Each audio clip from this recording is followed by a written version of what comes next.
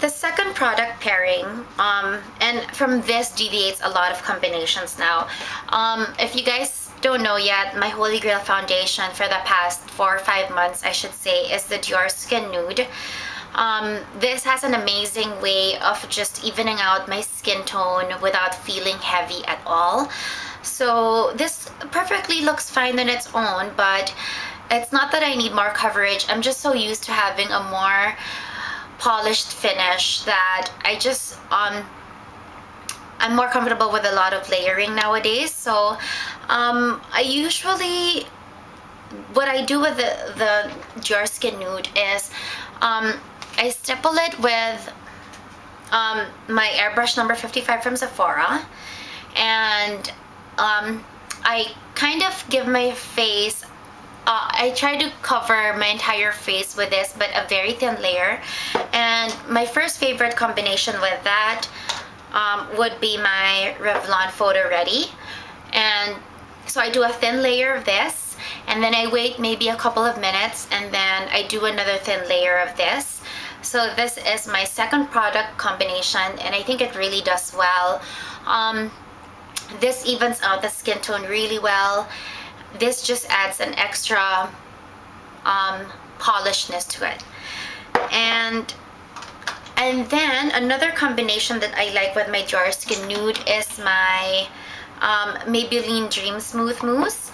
And the same concept, I like, this is good quality, so I like how it evens out my skin. I'm very comfortable with the quality of the ingredients. So I try to cover my entire face with this because this has a lot of minerals and all the good stuff for your skin.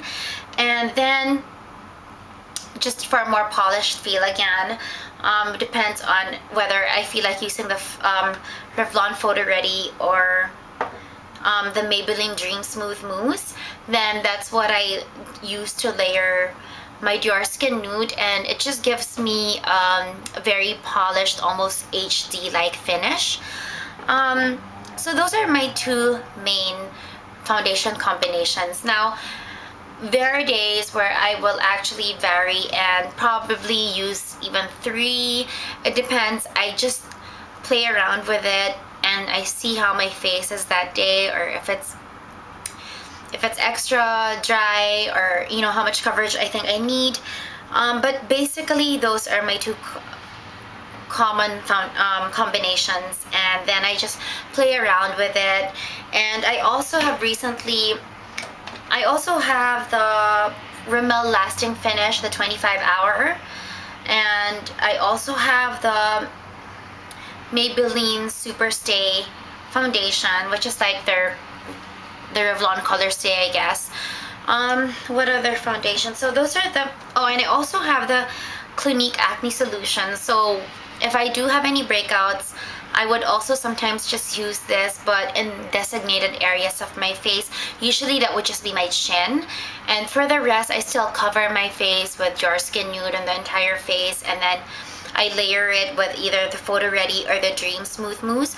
Or in some days where I just want to try, you know, rotate my products, I will throw on another drugstore foundation on top.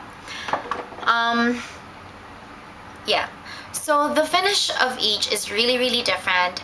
And the reason why I try switching around whatever lower end or drugstore foundations to top my basic or anchor foundations with is that I also want to try to find the combinations that really do work very well.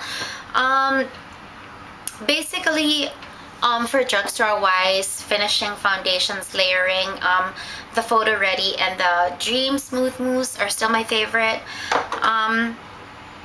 I think the Rimmel just feels a bit too thick on my skin sometimes, so maybe I should apply a more sheer application, but yeah.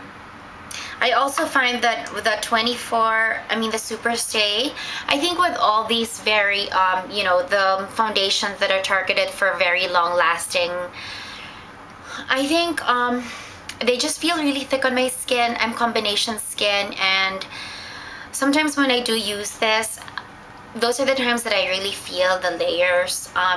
With the other products, not so much. So I'm kind of thinking that maybe with these products, they really are more targeted for just solo applications, or maybe for more oily skin or dry skin or very extreme skin texture. So yeah, so I guess that's about it. I hope that wasn't so complicated and it did make some sense to you guys. So those are my two major product combinations, one anchored by the Laura Mercier Silk Cream Foundation and one anchored by my Diorskin Nude Foundation. And yeah, I guess that's about it. So if I was to end this video with anything, I guess it's just to keep in mind always that pay attention to how your skin feels. If you're very oily or you're very dry skin type, you may want to reconsider layering foundations. And if you do, then you know, you can experiment, but I would stick with foundations that have already worked for you and apply very thin layers. I do use 2 to 3 products on any given time, but it's always very thin layers. It's always extremely sheared out. I never use more than half a pump on anything.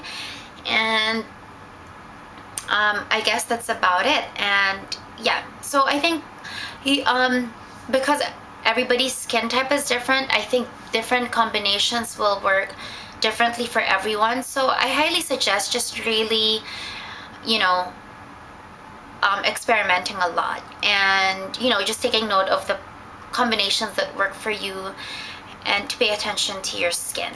And yeah, I've been rambling, so I guess I'm gonna end this for now. I hope you guys have a great night or a great day, and thank you for watching, and I'll talk to you guys soon.